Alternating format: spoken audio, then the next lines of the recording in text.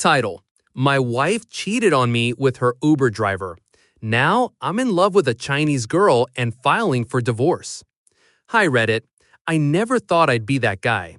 The husband who comes home, kisses his wife goodnight, and has no idea she spent the morning moaning in the back seat of a Toyota Camry. But here we are. I, 32M, have been married to my wife, Natalie, 29F, for 6 years. No kids. That was her choice, by the way. Maybe later, she always said, with that same fake laugh tone she used when telling people she loved her job. She works in marketing, but to hear her complain, you'd think she was a coal miner in 1912. Every day, I paid for her Uber rides to and from work. It started during the pandemic and just stuck. I worked from home, so it made sense logistically. Plus, she was always too tired or too late to deal with the subway. At least, that's what she told me. Turns out, she wasn't tired. She was just busy getting F-fucked on leather upholstery. I noticed she started dressing differently a few months ago. Tighter skirts, low-cut tops, even perfume in the mornings. I joked about it at first. Big client today? And she'd roll her eyes and say, "No, I just want to look good for myself." But when I tried to touch her, she'd flinch. Literally flinch, like I was some gross stranger. That was my first real red flag. But here's the part that still messes with me. I trusted her, like a fool. She was my first serious relationship, my first everything. I believed her when she said she needed girl nights 3 times a week. I believed her when she said she was too tired for sex for 3 months straight. I believed her when she said the Uber driver was just a guy who talked too much and made her a little uncomfortable. Spoiler, he wasn't making her uncomfortable, he was making her come. One night, I stayed up late playing games, and I realized I left my work laptop in the car earlier that day. I use Uber too, sometimes. So I grabbed her phone, my battery was dead, and opened the app to find the last driver. That's when I saw it, her favorites list. His name was Adam, her driver. Almost every morning, every evening, sometimes in the middle of the day. Always him. We'd been spending my money to fund his mileage and her orgasms. What came next? Let's just say it involves a GPS tracker, a lot of self-control, and the worst Thursday afternoon of my life. So yeah, after seeing Adam the Uber guy pop up in my wife's ride history like some low-budget stalker boyfriend, I decided to go full private investigator on her ass. I bought 2 AirTags. One I slipped into the lining of her favorite purse. The other, sewed it into the seat cushion of the car she always rode in. She never noticed. She was too busy perfecting her fake lashes and pretending she was still 22. Fast forward 3 days. She said she had a lunch meeting with the agency's content team. I smiled, nodded, and tracked her location the second she left. She didn't go downtown. She didn't go anywhere near a business district. She went to a quiet little residential cul-de-sac in Queens.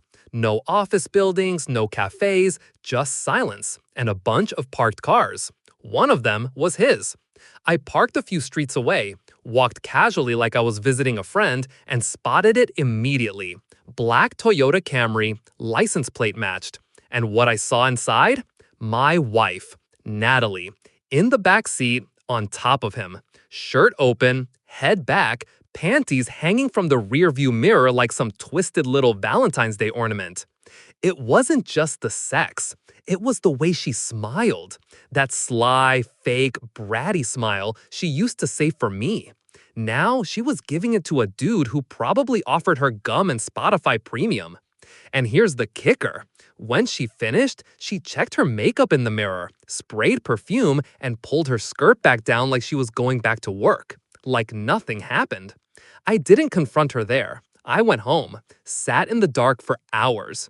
I felt rage, yeah, but mostly I felt stupid, like I was the dumbest man alive. Paying for her rides, buying her dinners, listening to her moan about work stress while she was literally blowing the cause of it. When she came home, I acted normal. "How was lunch?" I asked. She said, "Ugh, so boring. I swear if one more person says the word brand synergy, I'm going to kill myself." I nodded, sipped my beer, then I hit her with, "Is that why your underwear's hanging from Adam's mirror?" Her soul left her body. She froze, blinked, then instantly went into damage control mode. Told me I was overreacting, that I was being toxic, that she needed intimacy and I wasn't giving it. No apology, no guilt, just blame. So I said the one thing that flipped the entire power dynamic. Fine, let's try an open relationship. She blinked, processed, then smiled, like it was some kind of twisted win. She thought she'd get to keep him and me. She thought I'd sit in the background and play the loyal little husband while she screwed her Uber side piece on her lunch breaks. But she didn't expect me, and me was nothing like her. So I told my wife we could try an open relationship, and she agreed way too fast. Like she'd been planning it all along. Like this was some reward she thought she'd earned. Honestly, I didn't say it because I wanted freedom. I said it because I wanted to see her reaction. And when she smiled like I'd handed her a free pass to fuck whoever she wanted with no consequences, something inside me just shut off. But the joke's on her, because that same week, I met me. She's 27, Chinese, works in graphic design, funny, quiet, but the kind of quiet that actually listens. We matched on a dating app. I wasn't even looking seriously, just scrolling in bed while my wife was out seeing a movie with coworkers. First date, sushi. Second date, long walk in Prospect Park. Third date, I woke up next to someone who didn't lie to me every time she opened her mouth. And that's when Natalie started to unravel. She asked for an open relationship. She agreed to it. But the second she realized I was actually seeing someone, like really seeing them, she turned into a complete psycho. She'd leave the bedroom messy and say, "I hope your little China doll doesn't mind real women have periods." Or she'd text me while I was out, "Hope she speaks English well enough to understand your emotional damage." Keep in mind, this is the same woman who was getting raw dogged by her Uber driver in a fucking parking lot not even 2 weeks earlier. She even started following me on dates. No joke. I took me to a quiet Korean barbecue spot one Friday night. I looked out the window mid-meal and saw Natalie standing across the street in a hoodie, arms crossed, staring at us like she was auditioning for a Netflix stalker series. I confronted her about it the next morning, and she screamed, full meltdown, threw a glass, told me I was emotionally abusive and weaponizing her own open relationship against her. Then she started crying about how I was throwing away 6 years for some girl who'll leave me in 6 months. The irony? She still had Adam on the side. I could see it. Same rides, same midday meetups. But suddenly, I was the monster for doing exactly what she was doing? And the more serious I got with me, the more unstable Natalie became. She started demanding we reevaluate our boundaries, said open doesn't mean no feelings, tried to guilt trip me with, "At least I didn't catch feelings for Adam. I was just bored. You're replacing me?" Damn right I was. And honestly, it felt amazing. But things weren't done unraveling yet, because the next week, Adam showed up at our house. So remember Adam, the Uber driver, the guy my wife risked our entire marriage for? Yeah, he decided to visit. It was a Saturday afternoon. Me had just left my apartment after spending the night, and I was sitting on the couch when I heard a knock. Not the friendly neighbor borrowing sugar kind of knock, this was aggressive. I opened the door, and there's Adam, standing there like he owns the place. Baseball cap, cheap cologne, arms crossed. He starts with, "We need to talk, man."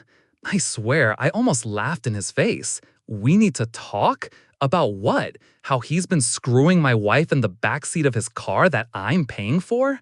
Before I could answer, Natalie storms in from the kitchen like she knew this was coming. She starts screaming at him, "I told you not to come here. Are you insane?" And then, in the middle of my living room, they start arguing like I don't even exist. I just stand there, arms folded, watching this bizarre soap opera play out. Turns out, Adam wanted more. He wasn't happy just being her midday hookup anymore. He wanted exclusivity. He literally said, "Why are you still living with him? You told me you don't even love him anymore." That's when Natalie snapped, full banshee mode. "Don't you dare talk about my marriage like you understand it. He's my husband. You're just..." Then she looks at me, panicked, realizing she basically admitted everything.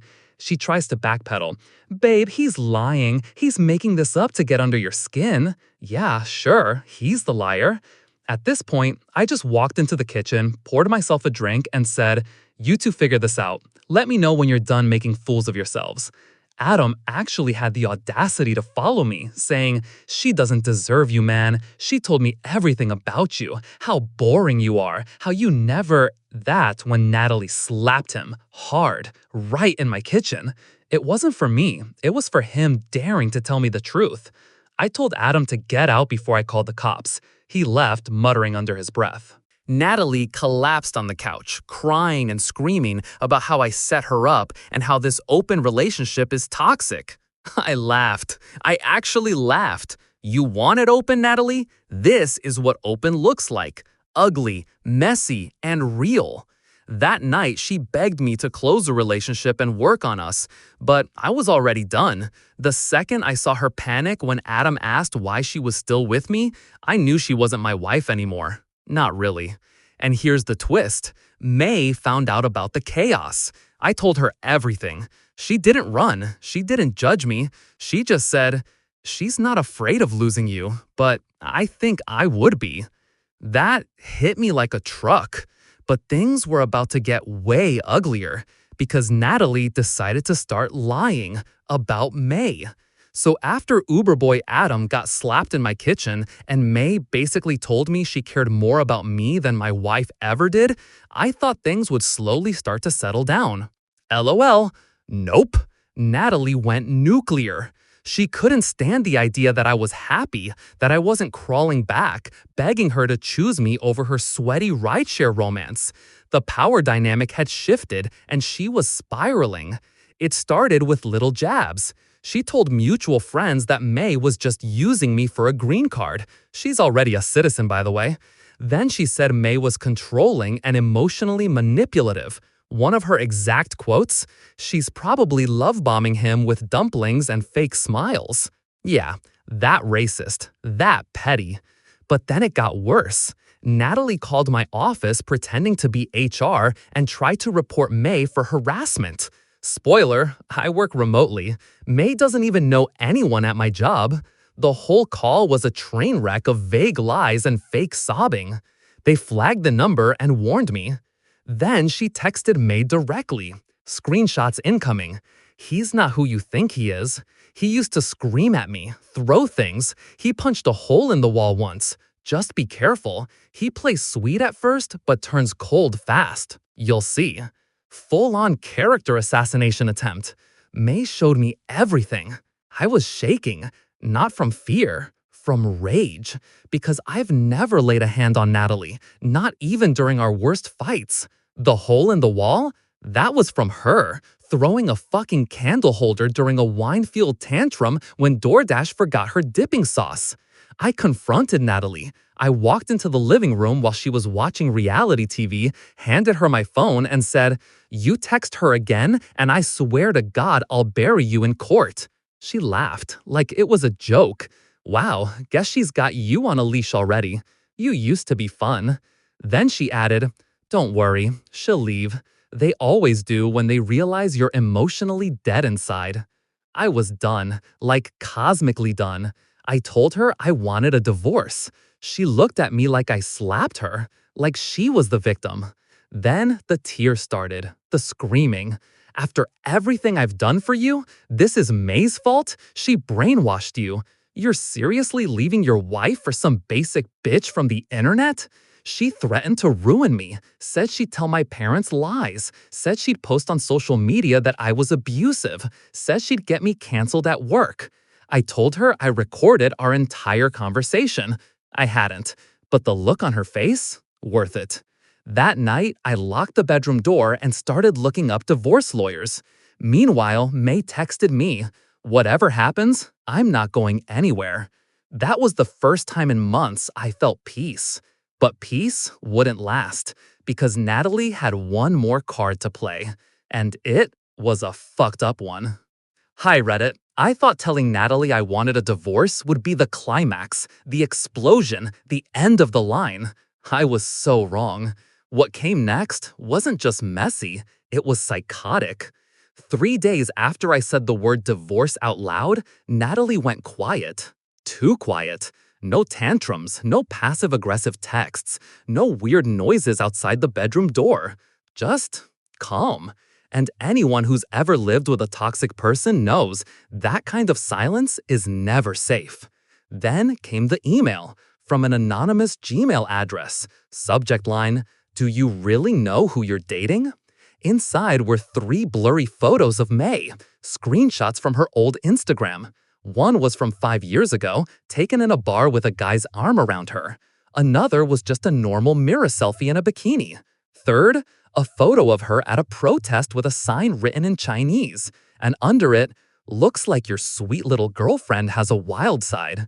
You sure she's not just using you? Or worse, spying on you?" What the hell? I showed May. She looked like someone punched her in the stomach. She told me the guy in the bar was her ex from college. The protest was from a rally supporting democracy in Hong Kong.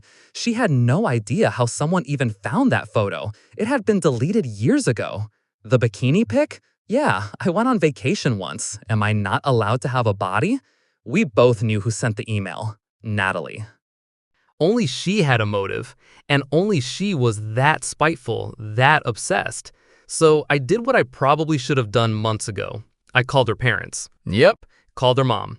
Her mom, sweet old school Catholic woman, cried. Her dad went completely quiet.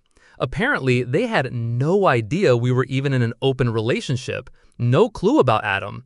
According to them, Natalie told them I was emotionally unstable and sleeping with random girls behind her back. I sent them the screenshots, the Uber logs, even the damn AirTag maps. Her dad's reply? "I'm so sorry, son. I had no idea." That should have been the final blow, right? Embarrassed by her parents? Exposed? Nope. Natalie kicked in the crazy door and walked right through it. The next night, me stayed over. Around 2, 3 a.m., we were asleep when we heard something slam in the hallway. I got up, heart racing, grabbed the bat I kept in the closet, yes, I was already paranoid, and opened the bedroom door. Natalie was standing there, barefoot, hair wild, crying, holding my wedding photo. She started whispering, "We were supposed to grow old together. You said forever. Why does she get your love and I don't?" Then, out of nowhere, she threw the picture frame at the wall, right past my head. Glass shattered. Me screamed from inside the room. That was it. I called the cops. I didn't hesitate. She got dragged out in handcuffs, screaming at the top of her lungs, "This isn't over! She's a fucking slut! You're going to regret this!" Our neighbors watched from their doors like it was a reality show. I filed for a restraining order the next morning. The divorce papers? Already printed. But Natalie wasn't done, because guess what she did next? She tried to sue me. So, after Natalie got arrested for trespassing and threatening us at 2:30 in the damn morning, most normal people would back off, lick their wounds, and process their life decisions. But Natalie? No. She escalated. She tried to sue me. The official claim? Intentional infliction of emotional distress. No joke. She hired a cheap lawyer who probably advertises on local bus stops and actually filed paperwork alleging that me had manipulated her husband into abandoning the marriage and contributed to psychological trauma during an emotionally vulnerable time. I laughed when I read it. Me didn't. She was shaking. I could tell this got to her. She's not used to this level of drama. She's quiet, thoughtful, kind. This whole situation was dragging her into the mud, and I hated watching it happen. But the best part? Natalie's lawsuit backfired. Because once this hit the legal system, her dirty laundry got pulled into the spotlight. Her Uber ride logs, screenshots, witnesses, even Adam got subpoenaed. And here's the twist. Adam didn't protect her. He showed up in court and spilled everything. Turns out, she told him we were separated and that I was emotionally abusive and that she was just crashing with me temporarily until the divorce was finalized. She even told him I was cheating on her first. This man sat in front of a judge and said, "I had no idea she was still in a real marriage. I wouldn't have touched her if I knew." Then came the real bomb. He also admitted she'd been paying him for sex, not just Uber rides. Sex, cash, Venmo, gifts. She even helped him get a new phone because his was too cracked for good photos. I looked at Natalie while he said that. She wouldn't even look at me. Her lawyer tried to salvage it, said Adam was a disgruntled lover, but the receipts didn't lie. There were literal payments labeled lunch heart and you earned it with peach emojis. Classy. Long story short, the judge threw out her case with prejudice, which means she can't refile, ever. And then the final nail, me filed a restraining order.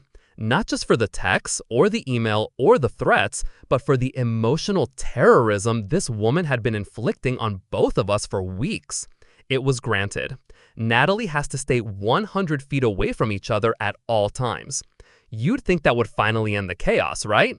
Not yet, because the day I got the final restraining order in hand, I found a letter taped to my front door. Handwritten, no envelope, just 3 words.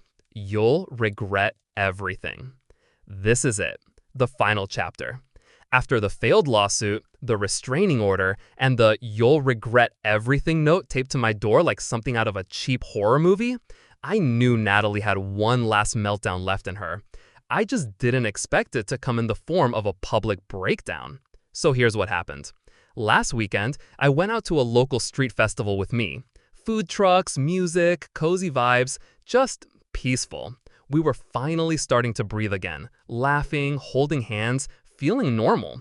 That lasted exactly 40 minutes because Natalie showed up, wearing a hoodie, sunglasses, and holding a mic. Yup, a portable karaoke mic with a speaker. She walked right into the center of the festival crowd, stood near a taco stand, and started screaming into the mic, "This man cheated on me with a Chinese gold digger." People turned, stared, some even pulled out their phones. She kept going. "I gave him 6 years. He left me for a girl who can't even speak proper English. You think you're safe with her? She'll leave you when your money's gone."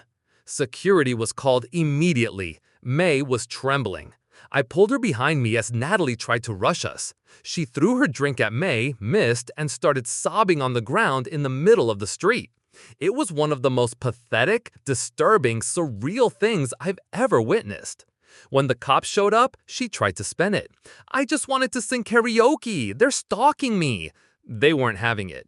She was arrested on the spot. Again, charged with violating the restraining order, public disturbance, harassment, and attempted assault. And as they cuffed her, she locked eyes with me and screamed, "You'll never be happy. She's not me. You'll feel it one day." I didn't say a word. I just looked down at May. She squeezed my hand, and for the first time in this entire nightmare, I felt free. Natalie is now officially my ex-wife. Divorce finalized. Done. Clean cut. May? Still here, still strong, still loving me in ways I didn't think were real. And guess what? She didn't replace Natalie. She simply helped me realize that love isn't supposed to feel like you're surviving a storm every day. Love is supposed to feel like sunlight after months of darkness. If you're reading this and stuck in a toxic, manipulative relationship, even if they weren't cheating with their Uber driver, hear me.